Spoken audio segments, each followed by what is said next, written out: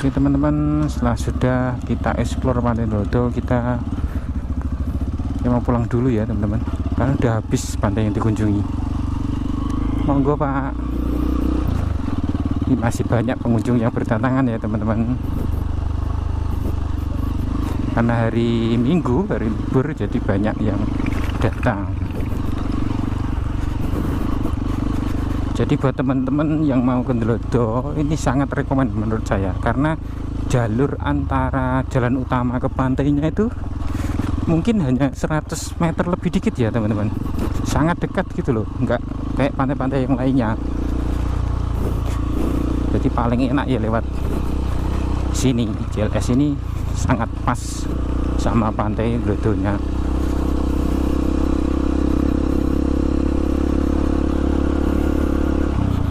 Oke, untuk pulang kita ambil kanan ya teman-teman.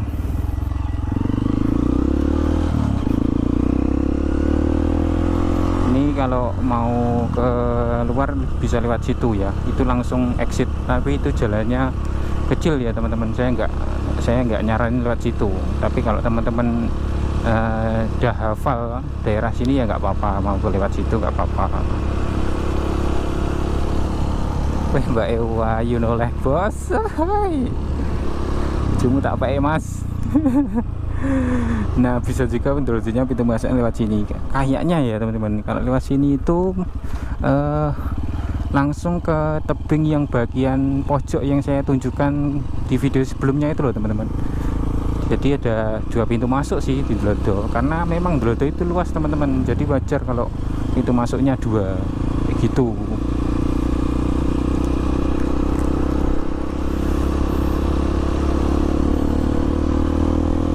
Oke, kita pulang. Jadi lengkap sudah vlog yang saya bikin tentang JLS Tulungagung Timur, Ujang Laban, Kalidawir, mulai rute, terus view-nya, terus wisata-wisatanya, pantai-pantainya, explore pantainya, kayaknya sudah semua.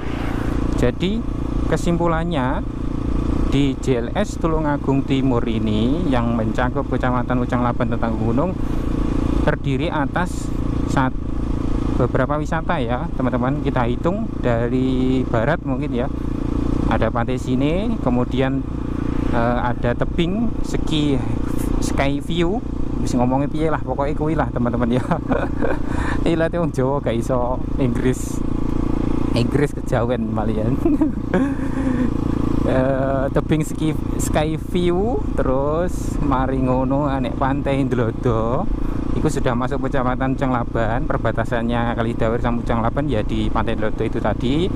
Terus setelah Ndlodo ada pantai Kedung Tumpang, lalu ada pantai Lumbung, lalu ada pantai Ngelinci 6, 7 ada pantai Molang, 8 ada pantai Pacar. Jadi ada 8 destinasi di JLS Tulungagung bagian timur ya teman-teman.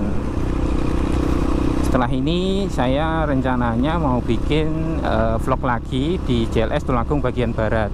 Sama sih, untuk komposisinya sama. Pertama ya rutenya untuk ke sana itu gimana, nanti saya bikinkan videonya. Terus nanti ketika di JLS Tulungagung bagian barat, buat teman-teman yang belum tahu, yang saya maksud bagian barat itu JLS yang mencakupi wilayah Tanggung Gunung sama wilayah Besuki. Nah itu saya sebut JLS Tulungagung Barat. Nah setelah rute nanti kita bikin video di sana, itu destinasinya apa aja sih, terus pantainya apa aja sih, terus bagaimana sih pemandangannya di pantainya, terus bagaimana sih, berapa sih tiket masuknya untuk ke sana, gitu-gitu. Jadi setelah nanti Tulungagung sudah semua untuk bagian pantai selatan, mungkin saya akan bikin lagi video tentang bukit-bukit di Tulungagung, bukit yang jadi wisata ya teman-teman. Karena di Tulungagung itu ada beberapa bukit yang dijadikan wisata. Kalau teman-teman sudah pernah dengar, itu ada Bukit Jowin yang desainnya itu ya teman-teman kayak kayak pintu masuk ke ke langit gitu loh teman-teman. Nanti kalau ini yang JLS Barat sudah saya videokan, nanti saya tunjukkan. Jauh ini bagus sekali. Oh, ini ada yang trouble teman-teman, kayaknya banyak bocor nih. Untungnya kayaknya itu bawa peralatan apa bawa telepon temennya ya. Sama itu ya teman-teman, kalau kesini usahakan pakai motor yang ban tubeless ya teman-teman, karena kalau sampai ya kita kan namanya di jalan nggak tahu ya, semulus apapun jalannya kita nggak tahu, musibah baik ban bocor atau gimana, pastikan kendaraannya prima. Terus kedua, kalau bisa, kalau punya motor yang bannya tubeless, kita pakai ban tubeless saja, karena kalau sudah di sini nggak ada pemukiman teman-teman. Kalau teman-teman motornya trouble kan susah juga, terus sinyal juga nggak ada. Untuk Indosat ya, saya nggak tahu kalau Telkomsel ada atau enggak, saya nggak tahu itu. Jadi menurut saya orang yang bijaksana itu bukan orang yang ber-IQ tinggi, berprestasi tinggi, bukan teman-teman. Bijaksana itu lebih bagaimana kita mensifati situasi dan kondisi. Salah satunya ya bagaimana kita memperkecil potensi terjadi hal-hal yang tidak diinginkan gitu. Seperti itu tadi, di sini pakai ban yang tubeless, motor yang sudah prima gitu. Jadi menurut saya bijaksana itu kayak itu. Kalau sudah planningnya sudah bagus, terus cara-caranya untuk mengurangi potensinya sudah bagus, selanjutnya tinggal kita pasrahkan kepada yang Tuhan yang Maha Esa. Karena biar bagaimanapun planning kita, dia yang Maha Kuasa adalah pemutusnya atau yang berkehendak. Karena boleh jadi planningnya sudah bagus nih, sudah memperkecil potensi terjadi musibah, kayak motor ban sudah tubeless, motor sudah diservis, terus sudah pakai helm, dan ternyata terjadi musibah.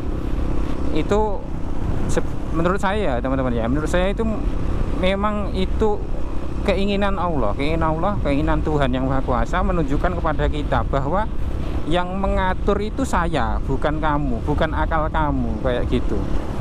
Karena kalau semua ini berjalan sesuai keinginan kita, sesuai planning kita, itu nanti lambat laun kita akan mentuhankan akal kita gitu loh. Kita akan menghilangkan fungsi Tuhan di dalamnya, dan timbullah kesombongan.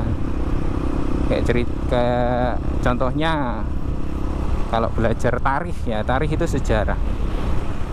Kayak Raja Fir'aun itu kan masyhurnya, terkenalnya itu kan nggak pernah sakit. Karena nggak pernah sakit, kemudian dia merasa bahwa dirinya itu Tuhan. Nah itulah teman-teman. Jadi ketika planning kita bagus, terus ternyata kenyataannya nggak sesuai dengan apa yang kita planning, kan bukan Tuhan itu nggak sayang kita, bukan. Tapi memang kita harus tahu bahwa yang memutuskan memang Tuhan, bukan kita gitu loh.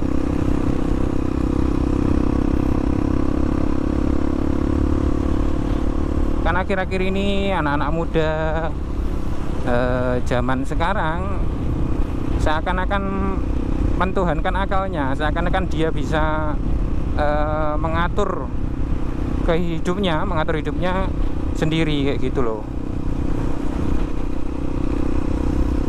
Saya kerja ini pasti sukses, biar sukses saya begini.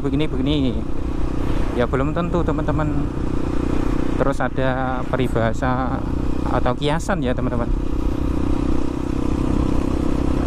bahwa usaha gimana ta gitu kayak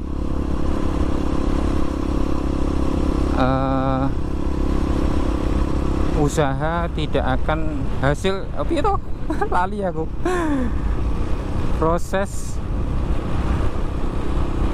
piye toh? Ngeblank teman-teman. Apa ya? Usaha tidak akan mengkhianati hasil apa piye? Pokoknya hasil pokoknya intinya kayak gini teman-teman. Kiasan itu pokoknya intinya secara tersirat kayak gini, bahwa apa yang kita usahakan itu pasti hasilnya positif, hasilnya pasti sukses gitu loh. Nah padahal nggak gitu juga gitu loh. Oh ini saya ingat, kerja keras adalah kunci kesuksesan, biasanya kayak gitu.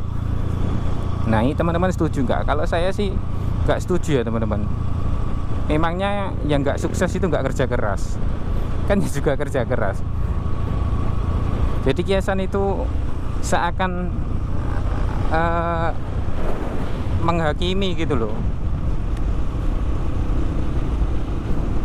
seakan menyatakan bahwa kesuksesan itu memang pure atau murni dari olah tangan manusia, tidak ada campur tangan Tuhan. Kalau dikatakan seperti itu ya berarti kan secara tersiratnya kayak gitu. Kalau menurut saya kesuksesan itu keberuntungan teman-teman, nasib-nasiban kayak gitu. Jadi kalau masalah nasib kan sifatnya apa ya, sifatnya samar-samar, kita nggak bisa memastikannya, kita nggak bisa meraihnya, tapi kita adalah objek gitu loh. Kita adalah yang dikasih nasib itu. Kalau kita objek pasti ada subjek yang mengasih, dan itulah Tuhan berdiri di situ sebagai sebagai perannya atau fungsinya kayak gitu. Saya sih kayak gitu cara berpikirnya. Mau kerja keras apapun, kalau memang nasibnya nggak sukses ya nggak sukses teman-teman. Jadi ini bukan pemikiran orang pesimis, bukan sih. Saya lebih cenderung ke mengatakan bahwa akal kita itu punya batas gitu loh, dan ada yang kuasa tuh.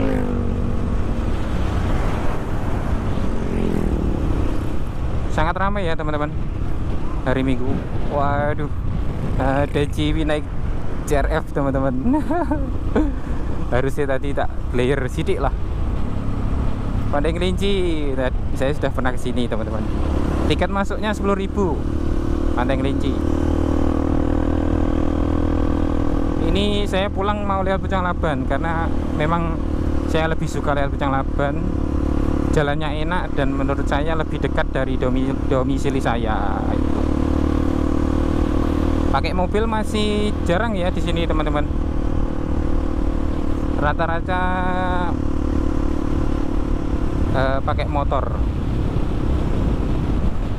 Guys, ciwi-ciwi. Ini anginnya sangat kencang ya teman-teman. Jadi lihat ya, ini sangat kencang anginnya. Jadi meskipun jalannya sepi, kalau lewat sini jangan terlalu kencang naik motornya. Takutnya nanti cor basa Jone melembung. Basa Indonesiane pikiran dhewe lah apa. Melayang apa piye. Oh ikulah. Jadi misal kok di JLS banyak yang kecelakaan, terus mengatakan JLS itu daerah yang angker, ya nggak sepenuhnya kayak gitu teman-teman, karena ada banyak faktor. Ya faktor dari makhluk lain juga bisa, faktor dari kesalahan kita karena nggak bisa nyesuaiin sama kondisinya juga bisa. Misal angin lagi kencang kayak gini terus kita pacu kendaraan dengan kencang, ya pasti kita akan terhempas teman-teman.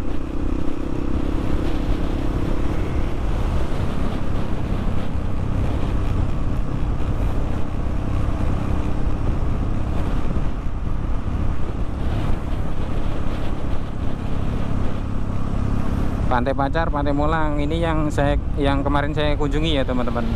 Tempatnya sini. Tiket masuknya keduanya 5.000 saja. Ini ada ciwi-ciwi. Ini kayaknya rombongan sih. Kalau pakai elef-elef ini kayaknya rombongan sih.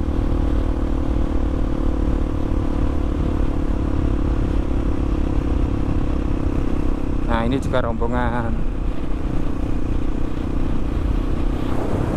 Paling enak ya kalau punya keluarga besar itu ya naiknya rombongan ke sini, rombongan biar rame gitu. Tapi kalau tipe-tipe orang yang pengen nyaman sendiri atau semi-semi introvert gitu ya lebih baik sendiri sih.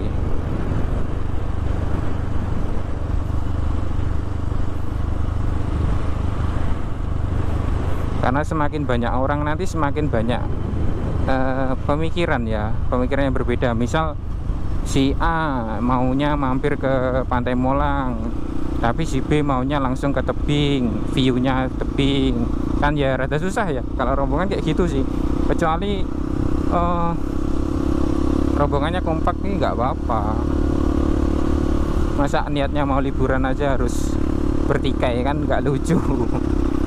Oh, saya lupa tadi, ini kita ambil kiri ya, itu jalur exit terakhir ke Pucang Labuan ya teman-teman. Kalau teman-teman nanti sampai ke Blabasan, nanti exitnya sudah nggak masuk Kecamatan Tulungagung, tapi exitnya masuk Kabupaten Blitar di Dusun Tumpak Oyot, kalau nggak salah ya, Dusun Tumpak Oyot itu. Nah, ini jalur exitnya. Relatif sepi di sini teman-teman, tapi nggak usah khawatir karena di sini aman, nggak ada semacam pemalakan, nggak ada. Di orang Tulungagung itu ramah-ramah teman-teman. Mungkin ada dari teman-teman beberapa ya yang ngerti bahwasanya yang terkenal, yang masyhur dengan santetnya kan Banyuwangi. Tapi sebenarnya nggak gitu teman-teman. Kalau kata leluhur saya, ya, kakek saya gitu, justru mbah-mbah ini santet. Kalau bahasa Indonesianya itu sesepuh itu, ngerti nggak ya sepuh? Tetuanya santet itu malah orang Tulungagung itu. Tapi yang terkenal kondangnya kan malah Banyuwangi adalah kota santet, padahal sesepuhnya ada di Tulungagung. Saya nggak bermaksud terus membanggakan diri sebagai orang Tulungagung, nanti kamu tak santet, bukan ya teman, kayak gitu ya teman-teman. Saya hanya bilang masalah sejarah aja gitu. Toh untuk tahun sekarang itu ilmu-ilmu kayak gitu sudah punah ya teman-teman, terus sudah nggak relevan lagi. Mungkin ada beberapa di daerah pelosok mungkin yang masih menggunakannya, karena sepengetahuan saya teman-teman, orang-orang yang pinter, maksud saya pinter dalam hal ilmu dalam, itu cenderung tinggalnya di pegunungan ya teman-teman, karena mereka kebiasaannya bertapa, dan bertapa itu butuh tempat yang tenang, jauh dari hiruk pikuk manusia gitu. Semedi lah istilahnya, semedi, meditasi apa ya bahasa kerennya itu. Jadi kalau teman-teman ada dukun rumahnya di kota, fix, gak usah dipercaya.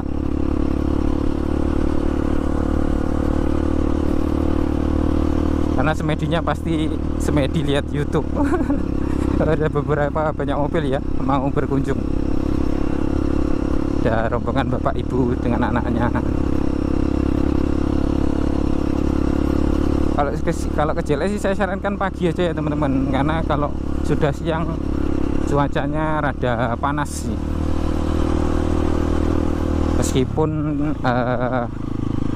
terkonter oleh angin yang sejuk, tapi hawa panas ini ya tetap membuat kulit teman-teman jadi hitam ya.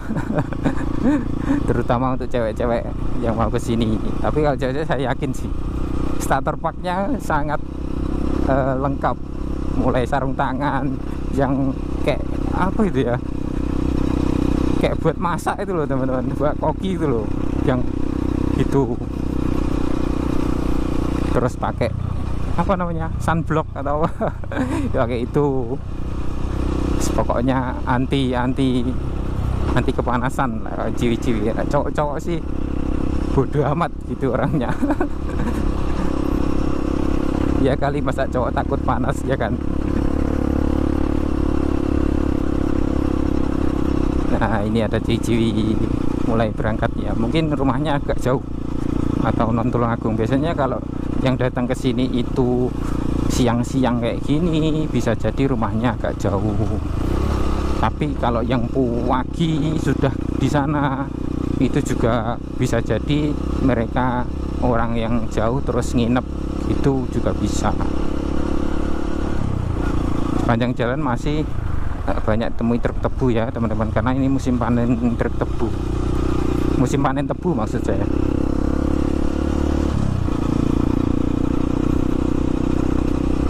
Kalau di sini beda teman-teman. Kalau lewat sini lewat Pucang Laban itu jalannya enak, cor kayak gini. Meskipun cornya ini nggak rata, ini bergetar terus ya, tapi nggak berlubang. Enaknya kan gitu.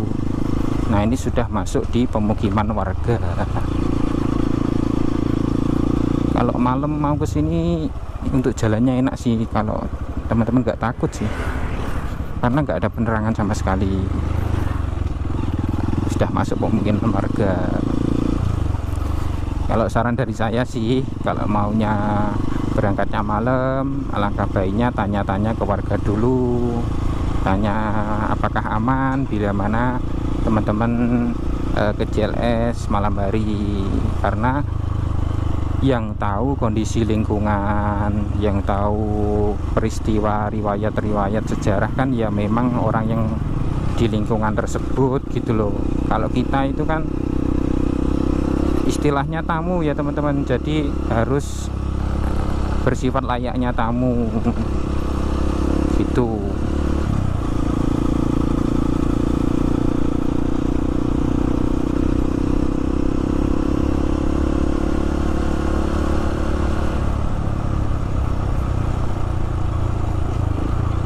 Nah mungkin jalannya juga rusak tuh, tapi nggak separah yang jalur Kalidawir kita berangkat tadi.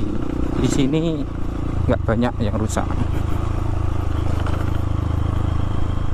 Kalau di jalur Kalidawir tadi kan hampir ketika kita mbaknya masuk kamera mbak, sadar kamera mbaknya, hampir ketika kita masuk atau keluar dari jalur kecamatan masuk ke jalur desa itu hampir semua aspalnya tembelan.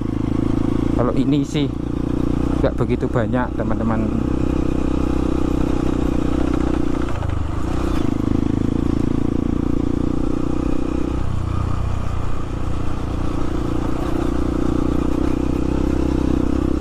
Kalau teman-teman mau tanya, Mas gimana sih triknya biar kita masuk ke pantai itu biar gak bayar, itu gimana triknya?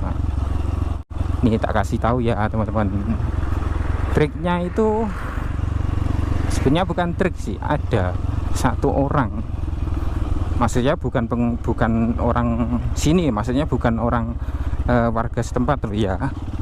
Ada satu orang itu bisa masuk ke pantai itu tanpa bayar karcis, padahal itu orang luar. Siapakah gerangan? Yaitu kurir ya teman-teman. Kurir paket itu bisa masuk pantai itu nggak bayar teman-teman, karena kebetulan teman saya ada yang jadi kurir, terus dia dapat wilayah di pantai sini sana.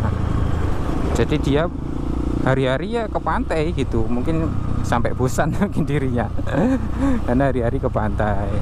Dan untuk masuk pun nggak perlu bayar, karena penjaga karcisnya pun pasti hafal.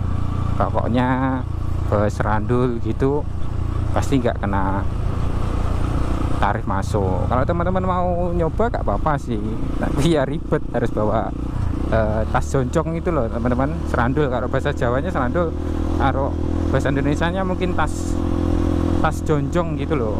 Nah coba ke sana pakai tas joncong, itu aja. Tapi ya kebangetan sih teman-teman, soalnya harga tiket masuknya juga sudah murah. Masa iya sih nggak mau bayar 5.000 aja, toh ketika kita mulakan yang 5.000 nanti bakalan buat memperbaiki pantainya, destinasinya akan lebih baik lagi. Nah ujung-ujungnya kan juga manfaatnya balik ke kita sendiri kayak gitu. Ini ada adik-adik pramuka ya, hari Minggu kok masuk ya. Saya dari kecil sangat gak suka pramuka teman-teman, karena menurut saya nggak jelas ya teman-teman. Pramuka ini apa sih manfaatnya gitu loh. Soalnya kan nggak ada ya, maksudku dari ilmu pramuka terus kita ada lowongan pekerjaan tentang pramuka kan nggak ada gitu loh teman-teman. Jadi guru pramuka mungkin ada, maksudnya kayak nggak jelas gitu loh ini ngapain. Kadang kan sifatnya itu kegiatannya mesti berkaitan dengan alam kayak gitu.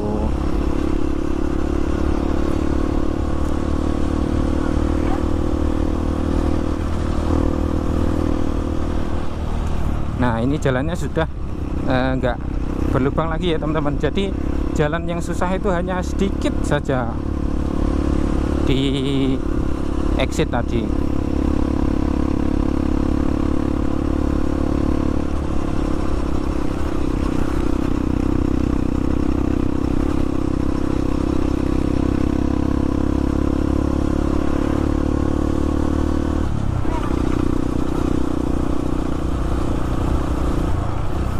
Ada kucing nih.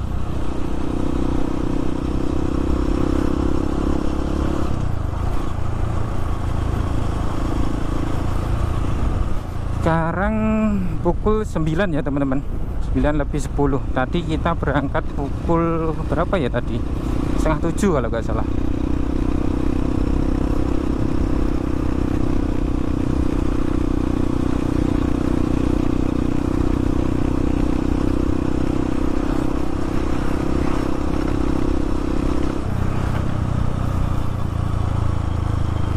Nah ini kita ikuti jalan ya teman-teman, jangan sampai salah jalur.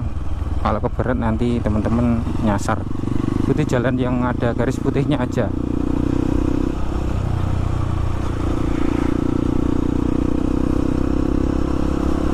Kalau di pegunungan itu sebenarnya nggak perlu pakai map sih menurut saya teman-teman ya, karena jalurnya cuma satu gitu. Jadi nggak perlu khawatir kesasar kayak gitu. Tapi konsekuensinya itu kalau misal ya teman-teman ya, misal di daerah pegunungan kayak gini terus ada apa namanya, operasi lalu lintas,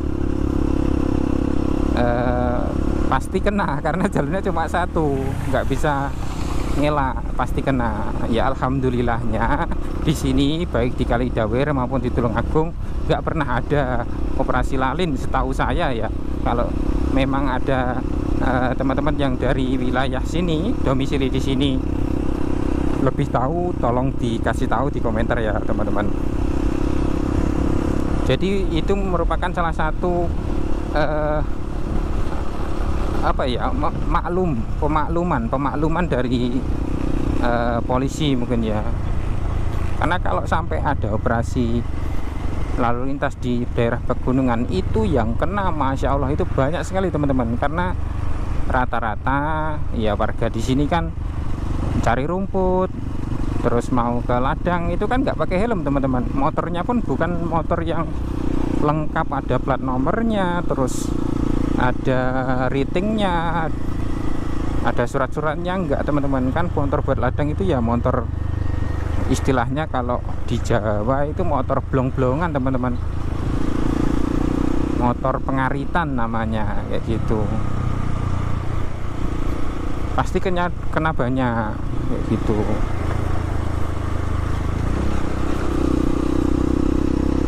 Nah ini jalur dimana kalau kita masuk ke sana ya teman-teman, itu akan masuk ke Kecamatan Kalidawer. Jadi itu adalah jalur alternatif.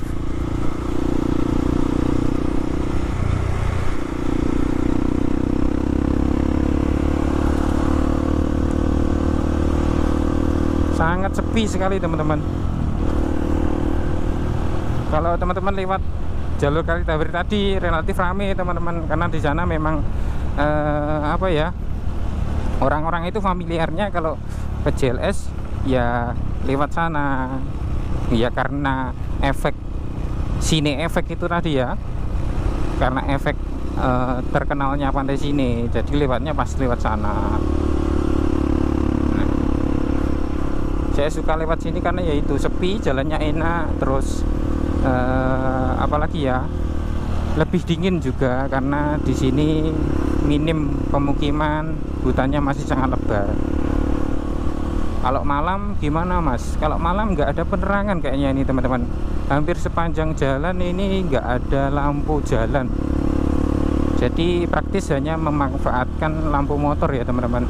Jadi kalau lewat sini malam-malam mungkin harus nyalakan lampu ya teman-teman pastinya. Tapi lampunya, kalau motornya lampunya itu kurang terang ya, mungkin jadi penghalang juga, jadi penghambat juga buat teman-teman untuk datang ke sini.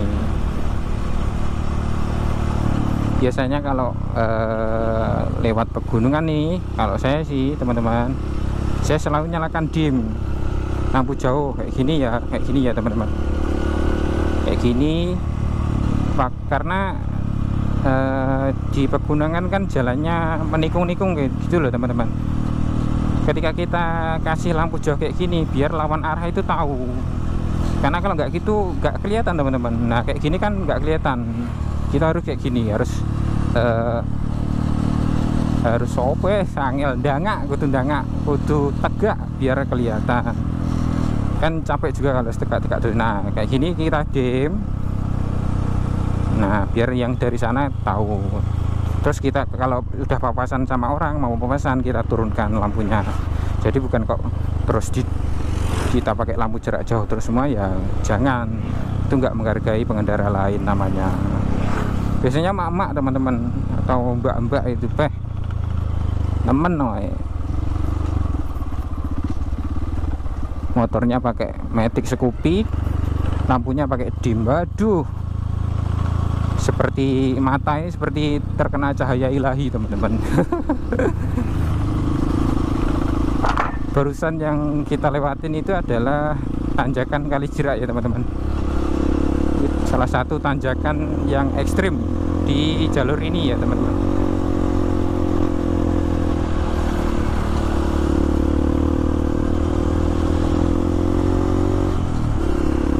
Masih banyak ya pengunjung-pengunjung yang mau ke JLS ini kayaknya. Rata-rata ya para kawula muda.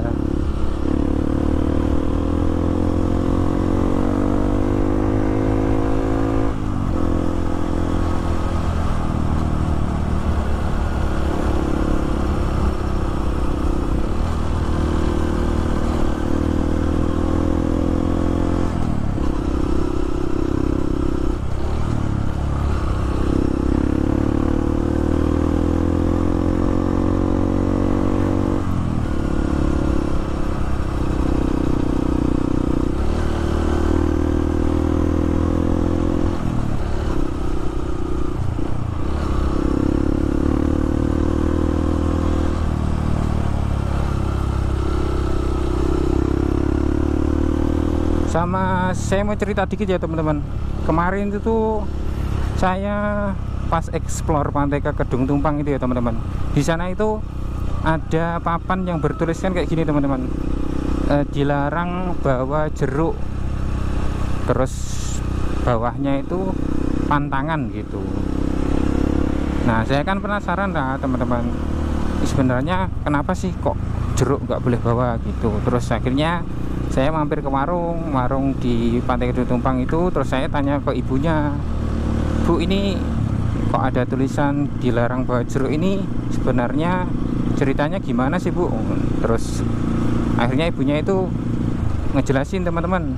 Katanya ibunya itu dulu ada orang laki-laki itu turun ke bawah bawa jeruk teman-teman. Turun ke bawah ya teman-teman, bukan di pintu masuk Kedung Tumpang yang Di atas itu bukan, karena Kedung Tumpang kan ada apa ya, tangga untuk turun biar bisa ke bibir pantainya ya teman-teman. Nah, laki-laki itu bawa jeruk terus turun ke bawah, nggak langsung lama terus ombak itu tiba-tiba tinggi teman-teman. Ombak itu tiba-tiba tinggi. Nah, oleh warga atau pengurus pantai Kedung Tumpang ini akhirnya itu dijadikan pengingat lah, atau dijadikan sebagaikan pertanda bahwasanya untuk untuk turun ke bawah ke tangga yang turun ke bawah di pantai Kedung Tumpang itu nggak boleh bawa jeruk gitu loh. Entah itu karena makhluk yang singgah di situ atau makhluk yang singgah di laut, nggak tahu ya teman-teman. Yang jelas orang-orang di sana itu menafsirkannya kayak gitu. Oh, berarti ini jadi pantangan kayak gitu. Karena kalau orang Jawa itu sistemnya itu teman-teman, ilmu titen namanya. Ilmu titen itu kalau bahasa Indonesia itu ilmu niteni apa ya?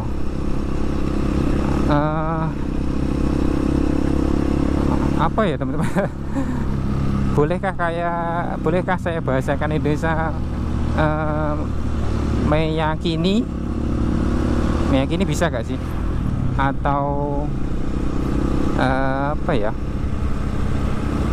Prediksi mungkin ya, memprediksi, ilmu prediksi kayak gitulah. Jadi orang Jawa itu kebiasaannya kayak gitu.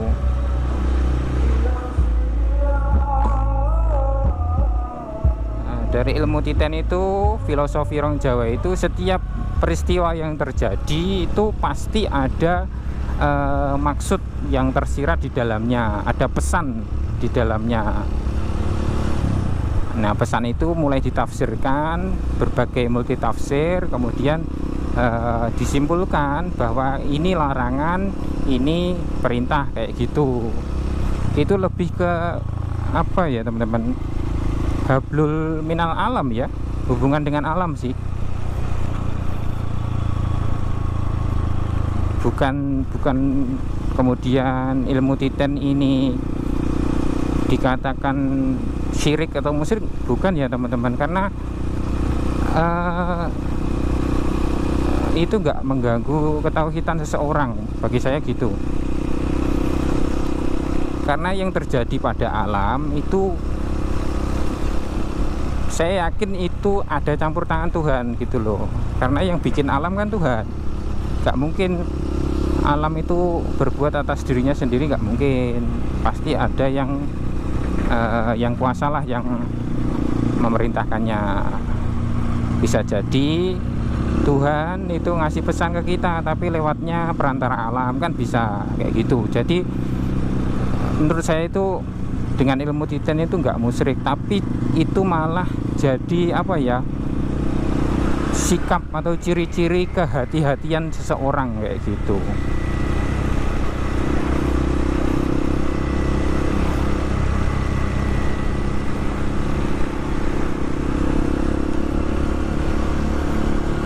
Tapi juga ada teman-teman, misal ada orang yang ketika ada larangan itu malah kayak tertantang untuk melanggarnya gitu loh teman-teman. Ada loh orang kayak gitu. Kalau menurut saya teman-teman, orang nggak percaya terhadap apa yang diyakini oleh beberapa orang itu nggak apa-apa. Yang penting jangan merendahkan kepercayaan itu, kayak sifatnya kayak nantang gitu loh teman-teman, kayak menyepelekan gitu loh. Jangan kayak gitu. Biasanya kalau kayak gitu akan ada balaknya gitu loh. Kalau bahasa yang lagi viral saat ini, hukum tabur tuai. Ya, hukum tabur tuai ya teman-teman. Tabur tuai. Apa yang kamu tanam, itu yang kamu panen kayak gitu. Jadi misal teman-teman ada yang Saya nggak percaya dengan kayak gitu, itu tahayul kayak gitu. Terus kemudian teman-teman melanggar pantangan tersebut dan teman-teman nggak terjadi apa-apa, ya udah, nggak usah sombong, nggak usah bicara oh apa katanya ini pantangan, buktinya saya nggak terjadi apa-apa. Itu adalah unsur atau sikap kesombongan menurut saya kayak gitu. Kalau memang nggak terjadi apa-apa, ya sudah, bilang aja bersyukur, alhamdulillah, berarti Tuhan masih bersamaku, gitu aja sih. Nggak usah pakai sikap yang sifatnya itu mencerminkan kesombongan dan merendahkan mereka yang percaya akan keyakinan itu. Kayak gitu sih kalau saya. Kalau teman-teman gimana, bolehlah berbagi sudut pandang di kolom komentar tentunya. Kita hidup di negara demokrasi, ya harus berkomentar, wajib loh teman-teman, berkomentar di channel saya. Nggak ada larangan, mau baik mau buruk semua los pokoknya. Saya yakin apa yang saya katakan pasti ada banyak kurangnya dan nggak sempurna ya teman-teman. Jadi kalau teman-teman ada sanggahan, ada pemikiran, sudut pandang baru, itu akan mengevaluasi apa yang jadi sudut pandang saya. Kayak gitu teman-teman. Jadi bukan saling hujat-menghujat, enggak. Ini kita masuk di pasar nih kayaknya, pasar Puser kalau nggak salah sih ya, pasar Puser Sumber Dadap.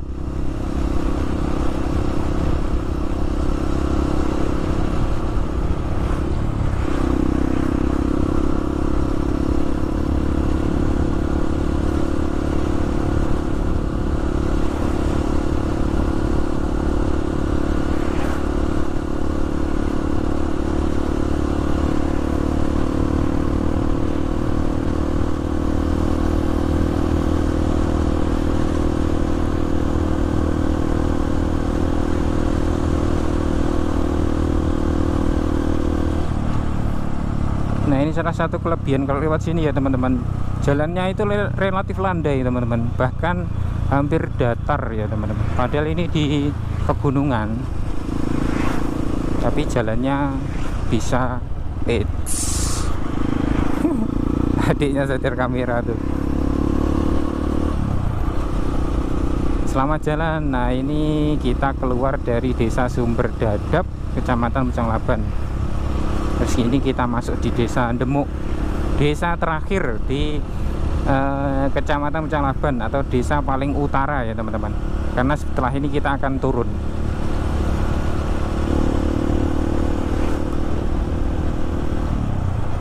Ini salah satu kelebihan lagi, kalau lewat sini teman-teman bisa ngepom di sini. Di sini ada SPBU-nya. Kalau teman-teman lewat Kalidawir tadi itu, kalau sudah naik nggak ada SPBU teman-teman, gitu. Jadi barangkali teman-teman yang dari luar kota Tulungagung yang jauh, terus niatnya ke sini itu berangkat malam biar nanti dapat sunset di sana, kan bisa nginap di pom maupun di mana kalau misal tidak punya kerabat di sini.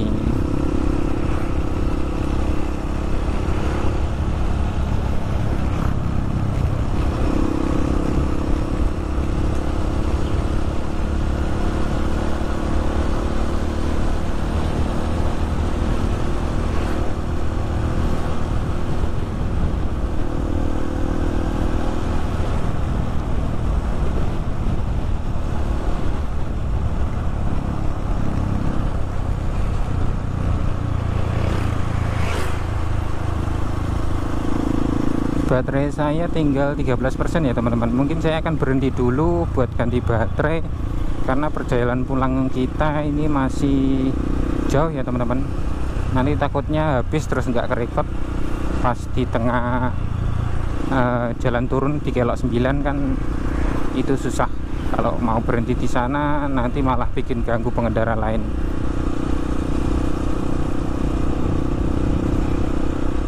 Oke, kita berhenti dulu ya teman-teman, mau ganti baterai dulu.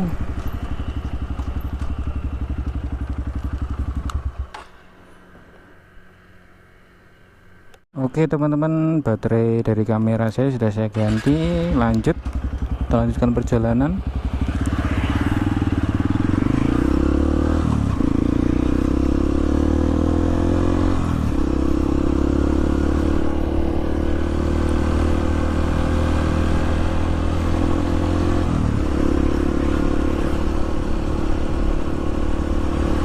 Jadi untuk GoPro ini kalau buat motovlog sebenarnya hasilnya bagus teman-teman, cuma yaitu namanya action cam itu terbatas pada baterainya teman-teman. Baterainya kalau mAh nya itu kapasitasnya rata-rata cuma 1200-an kayak gitu. Baru di GoPro 10 ke atas itu kalau nggak salah, ini belok kiri ya teman-teman, kalau lurus nanti beda jalur. GoPro Hero 10 ke atas itu baterainya barulah naik ke 2000-an mAh nya gitu. Mas, apa nggak bisa sih kalau kita record sambil dicas kayak gitu? Bisa sih teman-teman, tapi sayang di kameranya aja sih, sama di baterainya pasti kembung. Kalau mau lebih aman, kalau misal mau vlog yang long vlog kayak gitu ya, vlog yang panjang, rute travel kayak gitu, nggak perlu pakai baterainya dilepas terus langsung di charge pakai power bank, itu malah lebih bagus, nggak merusak baterainya kayak gitu. Karena baterai action cam khususnya GoPro itu lumayan mahal ya teman-teman. Tapi minusnya ini teman-teman, kan tadi saya sarankan langsung pakai power bank, dicas langsung ke kameranya kayak gitu ya, nggak pakai baterai. Tapi itu nggak bisa diterapkan di GoPro teman-teman, karena itu tadi GoPro itu kalau dibuat vlog otomatis kan butuh mic eksternal. Sementara